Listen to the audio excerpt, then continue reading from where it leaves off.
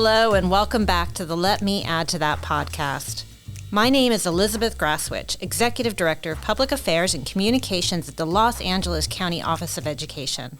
We are the largest regional education agency in the United States. We serve 80 school districts and nearly 2 million children. We are excited to use this platform to take a deep dive into the conversations surrounding our students and schools in LA County.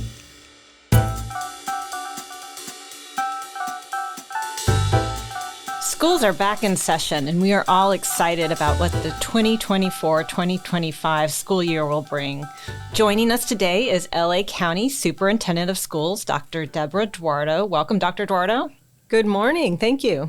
Also joining us is Lynwood Unified School District Superintendent and our Los Angeles County Superintendent of the Year, Dr. Gudiel Crosthwaite. Welcome, Dr. Crosthwaite. Thank you very much. Pleasure to be here. I am so excited about this episode and having you here with us today. With the new school year comes exciting new opportunities, goals, and of course, challenges. But before we get into those, I'd like to start by asking you both, what was your favorite back-to-school memory?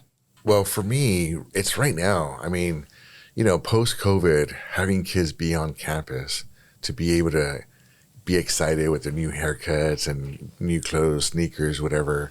One of the things that we do that I really appreciate in Lynwood is as the kids are walking in, our cheer and our drill team will be out there with the pom-poms welcoming, and we got music playing. And it's just like we even roll out a red carpet for our kids. And so as they're walking in, it's just a really nice feel. It's a nice energy, and it's awesome to be there to be able to welcome them back. How about you, Dr. Duardo?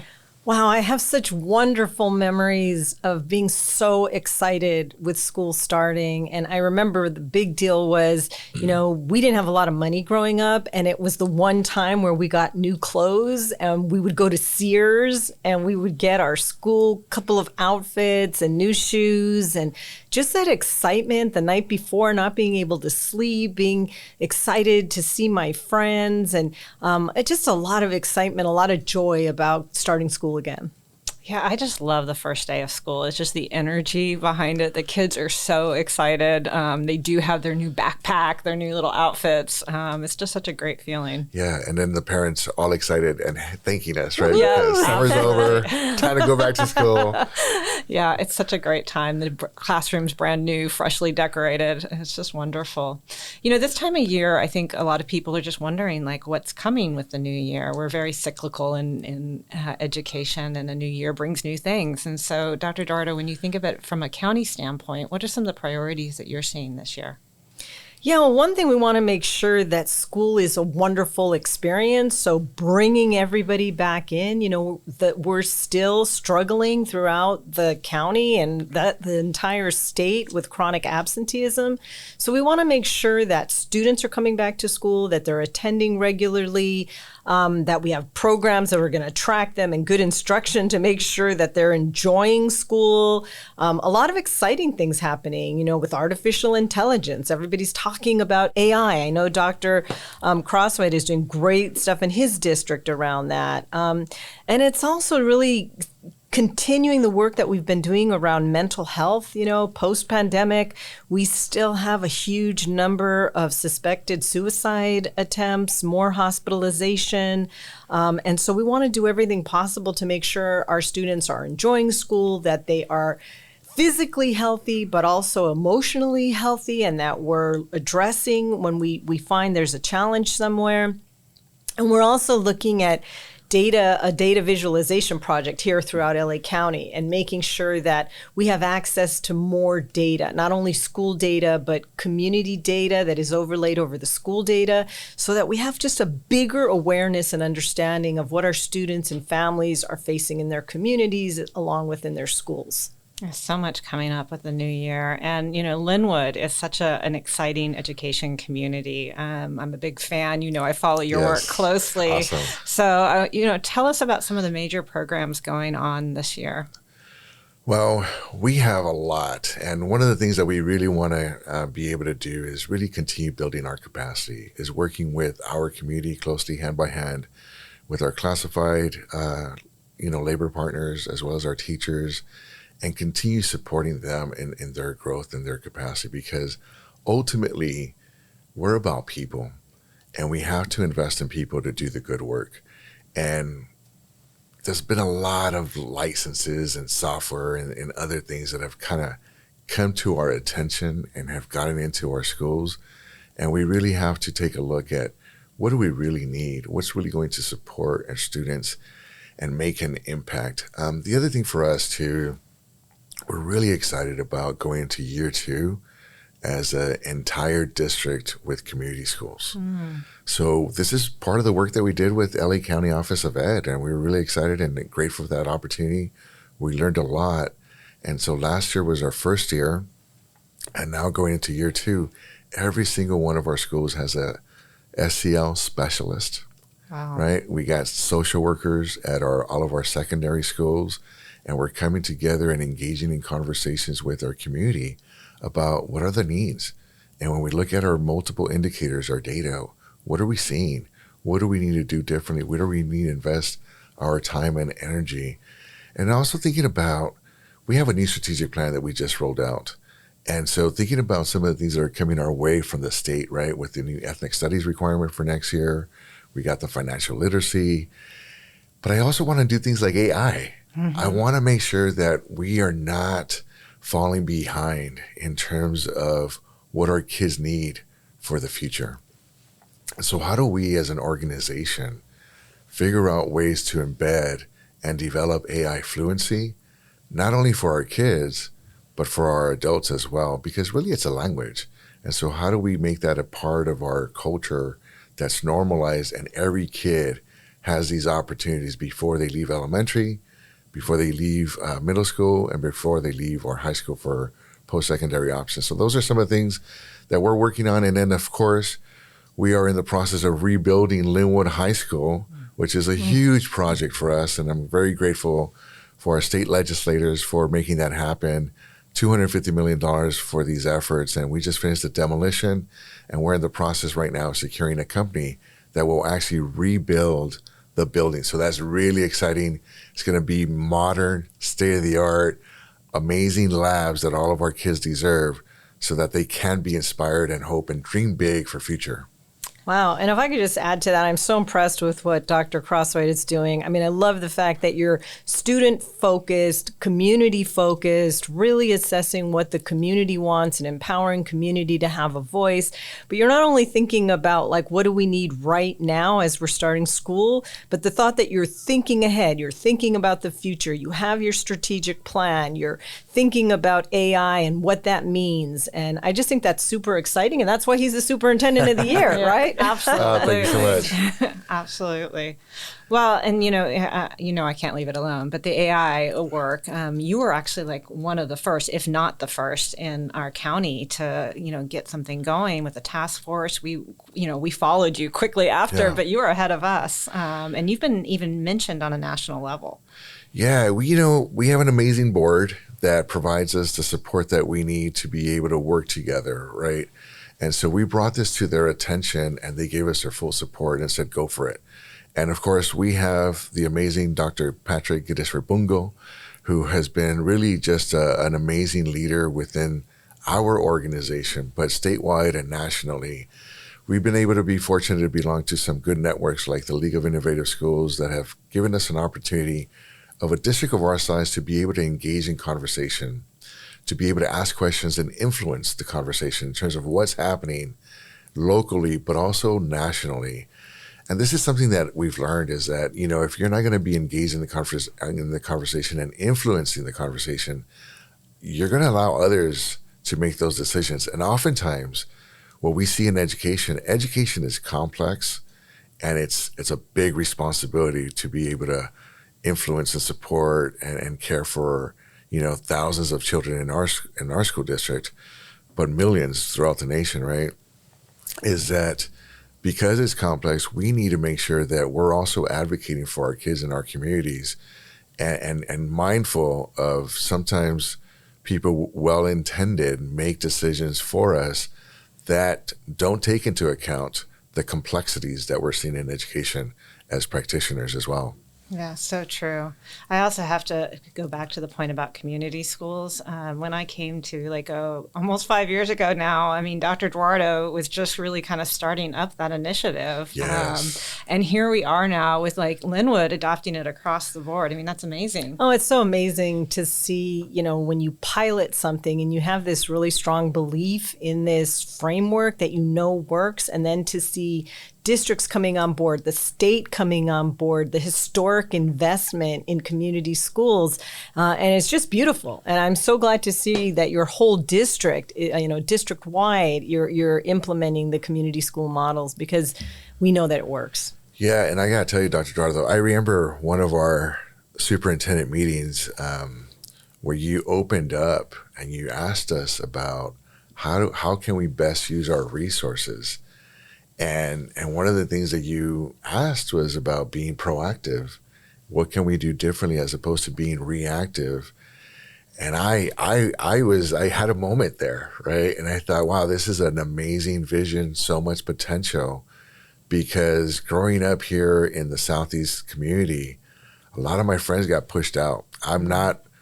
I was one of the exceptions, right? I was one of the push-outs. Yeah, right. So I got pushed out. So we know from personal experience, and being the only one in my family who was able to actually graduate from high school, I knew that it wasn't because I was smarter or better, right? But we had to do something differently within these school systems, because the reality is that public schools weren't created or developed for women, low-income kids, minorities, kids of color. Mm-hmm. And we have to think differently about how we can reimagine the possibilities of what public education can be. And when you said those words, I just sparks were flying in my head, and I was really excited about that. And so then when it came to the possibility of us applying and collaborating with LACO for the community schools at Lynwood High School and the resources, that's the vision, that's the dream, right? And that's reimagining and pushing back on the status quo. Because the reality is public education is very conservative. We don't like change. We like to maintain the status quo, but unfortunately, the status quo hasn't always worked for all kids. And so we have to continue pushing and asking ourselves, well, how can we do it better? Absolutely.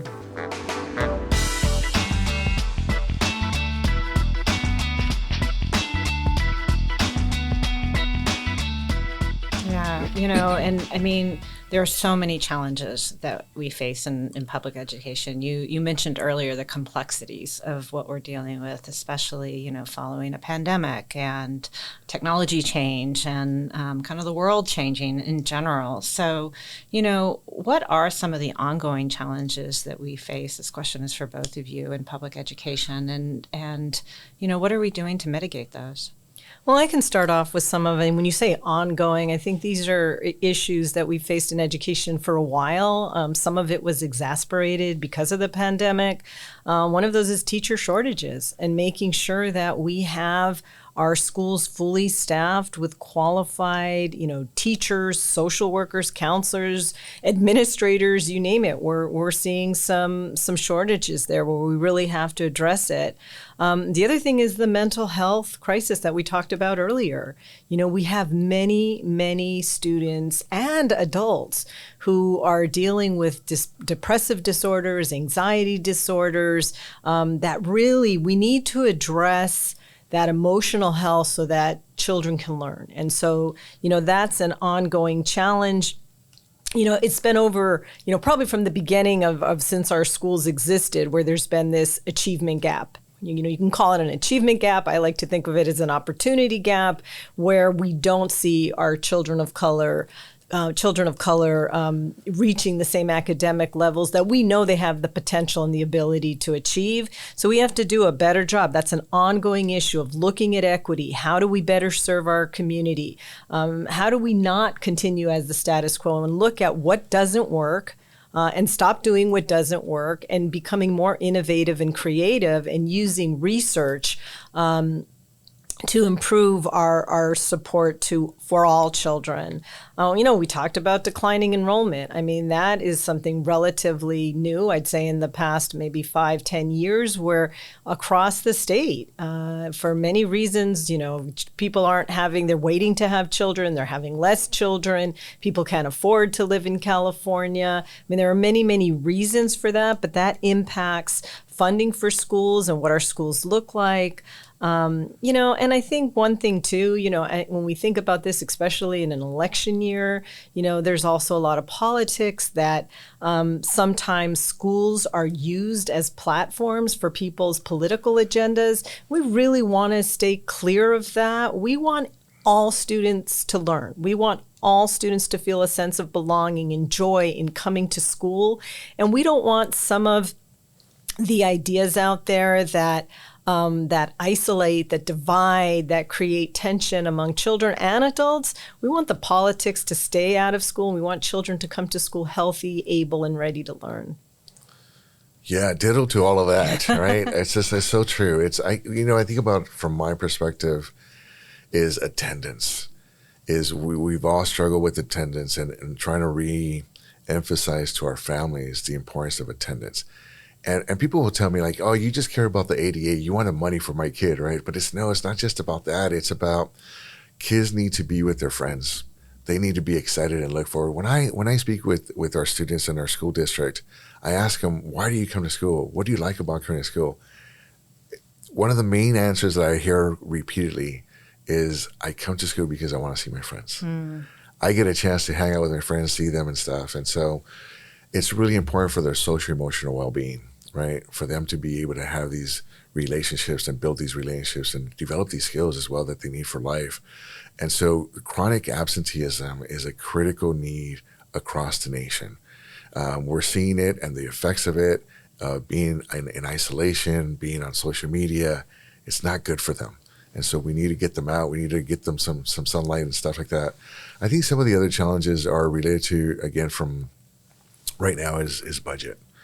Is we've come a long way in terms of providing some additional supports for students, staff, and our families in terms of the socio-emotional support, academic support.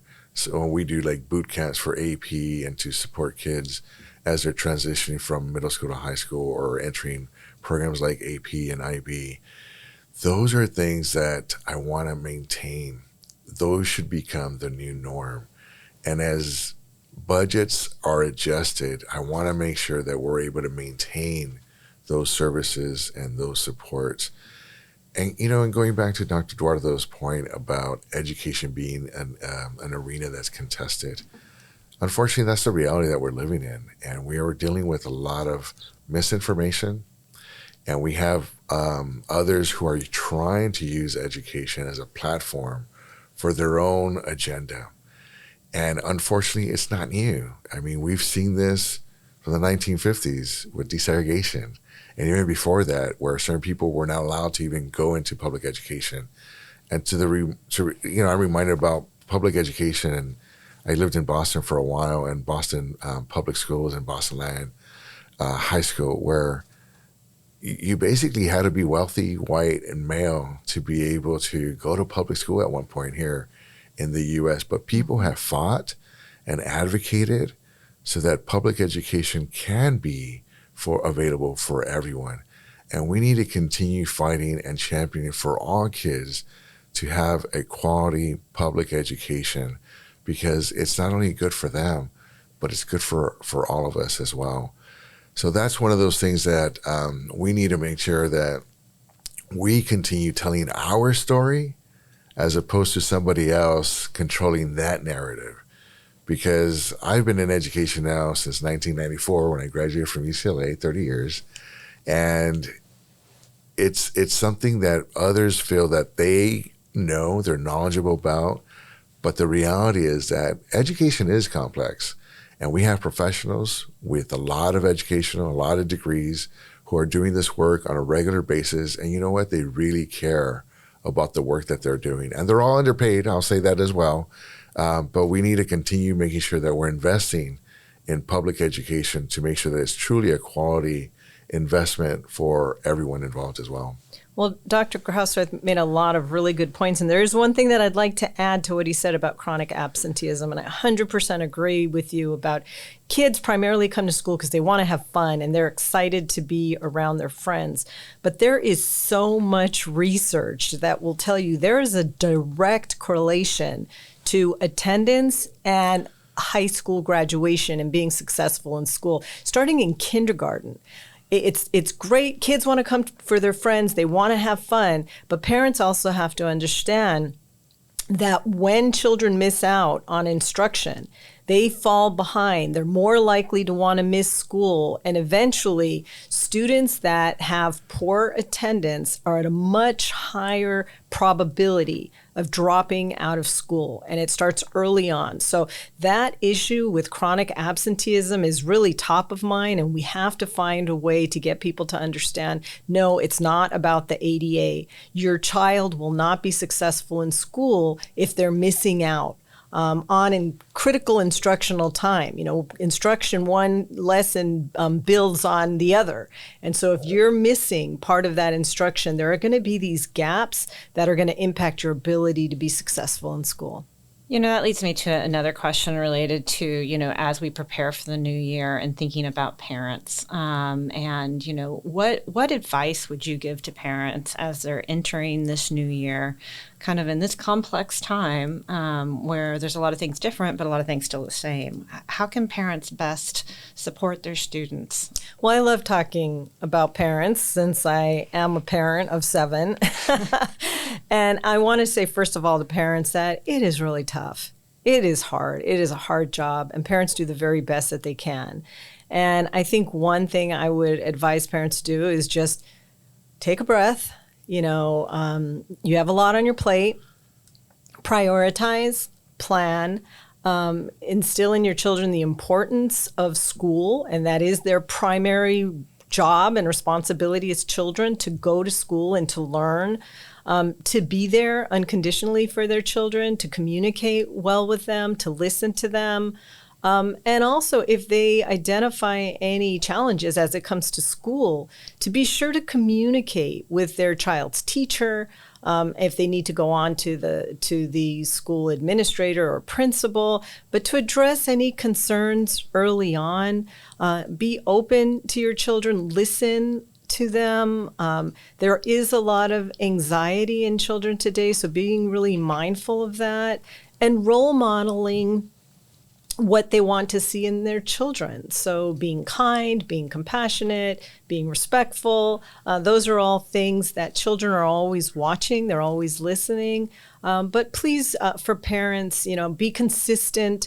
Anything that you can do, as busy as everyone gets, plan the school day before for your young children, have their school clothes ready the day before, pack their lunch the night before. Mornings are crazy and chaotic. So whatever you can do to keep order and routine and structure and clarity, I think is really helpful. But when you have challenges, please communicate with your school. We're here to support them. We realize that there are challenges at home and in communities, and to just keep that open communication. Wow, Dr. Duardo, you had a lot of good advice there for parents. Definitely from experience, right? Yeah, so let me add to that too, is that, I tell parents that school is not easy. And we have to make sure that we're supportive, good listeners, that we have good relationships with our kids. And my 2 kids just left the house, and they're still calling us. Some of the advice that I give to parents, especially with teenagers, is that just as they walked them or brought them to school when they started kindergarten and checked in with them, opened up their backpacks, communicated with the teacher, knew where they were at all times, knew what they were eating at all times, they have to keep doing that when they get to high school. You need to know who their friends are, who they're hanging out with. If they have the device, you're the parent. You got to take control and make sure that you know where they're navigating or what where they're going with that device as well, and be patient with them, because they're going through social, emotional, physical changes that they don't even understand or even recognize. And so on top of that, they're dealing with the new environment, potentially with the new high school. They're dealing with their academic pressures, their social pressures. And so as parents, we need to make sure that we're with them 100% side by side and that we don't leave them alone. Because if they're not going to come to you or feel comfortable coming to you for advice, they're going to get advice from a 15-year-old. Mm-hmm. And so we have to be careful of that.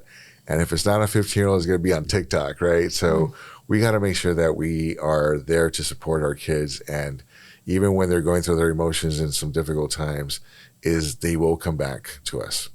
The kid that you knew who was 6 or 7 or 8, you know, once they get the preteens and teens, that kid will come back, but you got to be patient with them as well. Excellent advice.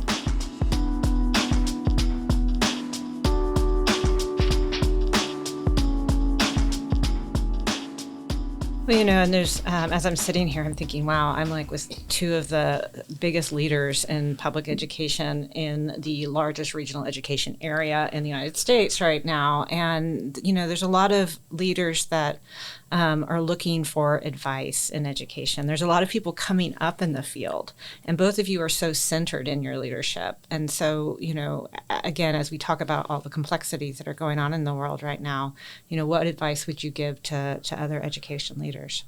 Yeah, it's a really good question. And there is some vulnerability with new leaders and people coming up through the ranks and stuff. What I tend to tell people is, you know why you're here. What's your story that led you to this profession, this grand opportunity that you have to make a difference for the lives of so many, right? That's a legacy. Mm-hmm.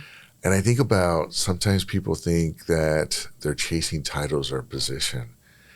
I remind people that regardless of where you're at, regardless of your title or your position, you have this incredible opportunity to make an impact and do your job from that position, make an impact, learn the job, enjoy it as well.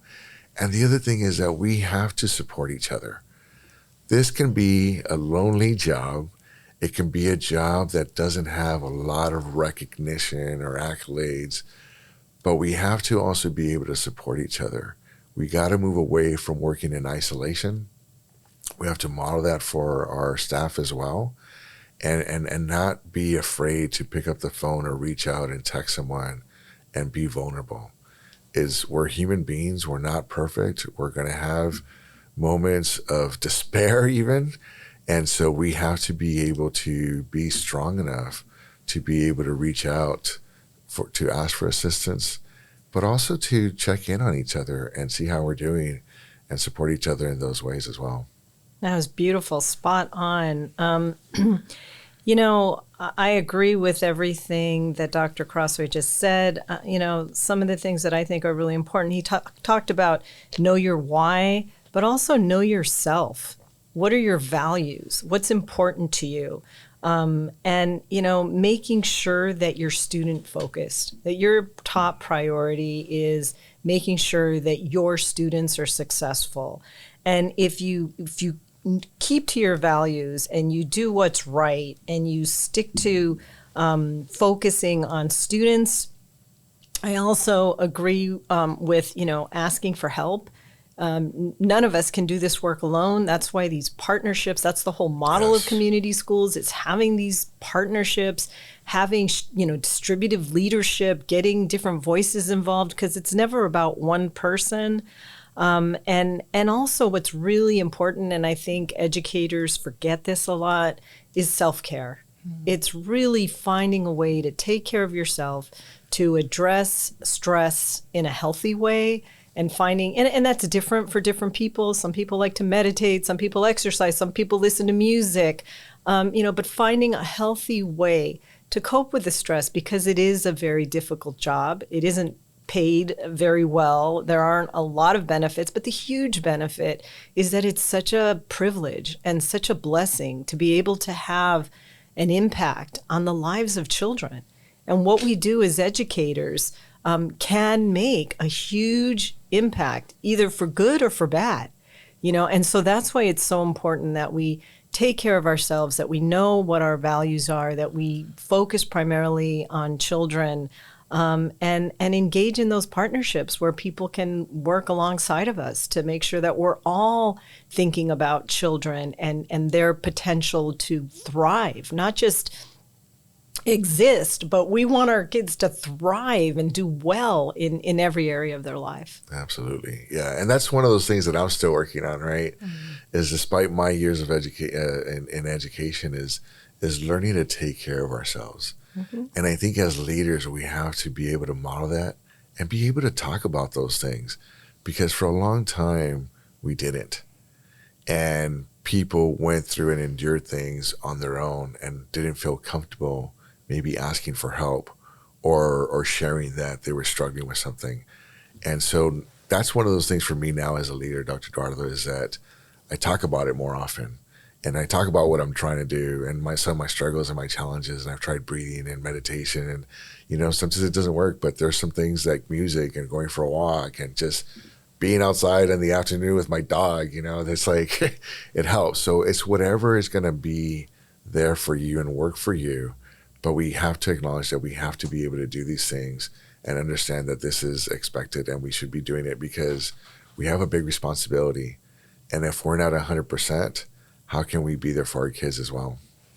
So many of us in leadership are kind of leadership book junkies, right? Like we're constantly looking for new books and reading different books on leadership or the surrounding topics. Is there one book that you've read that's just really touched you and that you think of and would recommend to other leaders?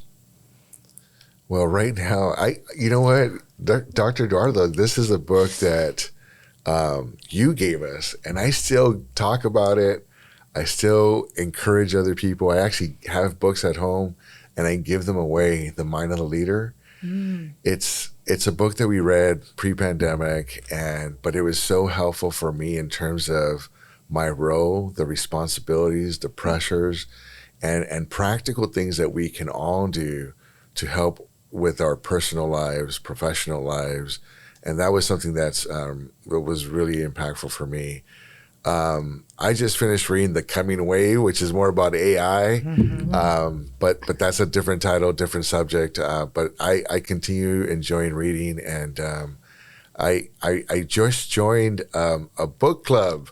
I was always so jealous of people with book clubs and stuff, and I was like, I want to be in a book club, and so finally got invited for a couples book club, and just been a really good opportunity to be able to sit down and read some books with other people and just, again, break bread and have a good time and have some, other conversations, sometimes silly, sometimes a little bit more personal, but those are always nice. Yeah, that's awesome.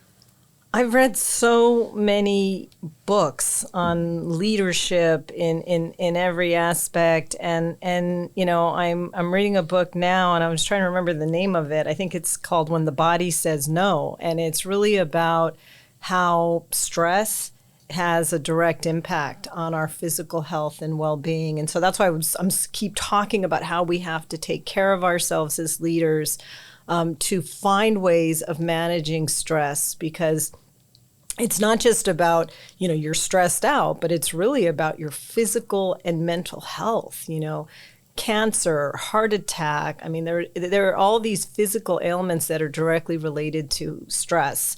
But I think of all of the books on leadership, the ones that I like the most are about being a compassionate leader, finding love in what you do, looking at other people and partnering with them and thinking about how you can be of service. And there are so many out there, so I can't think of one book. But what I really believe is that we have to have love for the people and the community that we're serving. And if you don't have that, you won't do well. Because you have to care and really love the community and the people and the kids that you're serving. 100%. And so that reminds me, The Servant Leader. The Servant Leader. That's yeah. a book that's just like, it's a foundation. Mm-hmm. And when you talk about love, it's about just that reminder about how important that work is. And it's a lot more difficult if you're trying to do this without love. One last group I want to touch on before we close is students. And, Dr. Duardo, you have a student advisory, student empowerment, student voice is a big part of your work, and just the important role that student voice plays. When I think about AI, I keep thinking it's their future. It's going to impact their future. And so many of the decisions that we are making now are going to impact their future and the decisions they make. So can you share just a little bit about the importance of student voice and listening to students? Yeah, so for me as a superintendent, I'm one of the furthest removed, aside from the board, from the classrooms. Sure. And so it's really important for me in my position to recognize that, one, I have this incredible responsibility. I have a position of power, and so I can use that and pivot. But I need to make sure I have a better understanding of what's going on in the classrooms and how I can support and influence, not across the entire organization. And so for me, it's really important to listen to students and elevate their perspectives, elevate their needs. We have a lot of different organizations and associations within our own organizations, but across the state and nationally, that advocate for different groups. But we don't have that for students. And so we need to make sure that we're listening to students and understanding. So for right now, for example, one of the things that we're working on is engagement. What does that look like? What do we need to do differently? And I remember I asked Dakion, he's now an alum, recently just graduated from Lynwood High School. And I asked him, what would you like to see more in your classroom, right? And he says, Mister, we need to move around more. I need to talk more. I need to be able to see my friends. And I can't sit down for 5 hours. And he's like, I'm constantly finding a way to get out of my desk and walk around and talk to friends, right? And so being able to put ourselves in their shoes for a day, for a few hours, makes an incredible difference, and reminding us about why we're here, what do we need to do, and what do we need to do differently and think about as we continue trying to figure out better ways to support our students. Yeah, I totally agree. I think it's critical that we stay in touch and we're in tune with what our students' needs are. And the only way that we can know what our students' needs are is by talking to the students themselves and hearing what their dreams and hopes and struggles and challenges and, what they enjoy and what they don't enjoy. And our children are brilliant. And really, anytime, we have a real challenge on our minds or, that we're trying to address, is I go to our student advisory board and I ask them, what do you think? And I'm always amazed at how they come up with really, really good ideas. And I think we need to not only listen to our students, but we need to have students in more leadership opportunities. And I don't just mean the students that are A students or students that are, in student council. I'm talking about different types of students with different, natural leadership skills, and they may not have perfect grades, but they are brilliant and have wonderful ideas of what they think we need to do differently to better serve them. So I just love interacting with our students, and these are their lives. You think about it, they are our top, client, consumer, like the most important group that we need to reach. Because until we give them what they want, they have the option of just, walking out, disengaging. And the only way we're going to engage them is to give them what they're asking for and to help guide them through their thoughts and practices and develop some of the strategies that they come up with. So I think it's critical. So in closing, are there any final thoughts or wishes to our listeners in the coming year? Yeah, thank you all for joining in and listening. Hopefully you enjoyed today's broadcast, and continue advocating and championing for all kids. They deserve it. Our entire nation deserves it, and we'll all be better as a result of that. And I'm really excited and hopeful when I see into the eyes and the faces of our youth. They inspire me. They give me hope. Despite all the drama and challenges that we may be having across our globe, is our young people really care about each other and want to make our world a better place. And I'm grateful for the opportunity every day that I have to be able to be a part of their future. I totally agree. And I would say that let's all together, as a county, as a country, embrace our children and make them a priority and do everything we can in every aspect of our society, whether it's education, health, housing, to really prioritize the need of serving our children better. I think that I hope that we all go into this new school year with a mindset that's positive, that's excited, that is thinking ahead at making things better, working together, communicating issues as they come up, and remembering that it is all about our children and our students. They are our future, and the more we can stay focused on them, the better we're going to be. So let's have a great school year and make it fun, make it enjoyable, and make it meaningful. Absolutely. Thank you, Dr. Duardo and Dr. Crosthwaite, for joining us today, and wishing everyone a fabulous 24-25 school year. Woohoo! Yes, awesome. Thank you. Please follow the Los Angeles County Office of Education on Instagram, TikTok, and Twitter at Los Angeles COE. That's Los Angeles COE. Or you can find us on Facebook and LinkedIn at Los Angeles County Office of Education.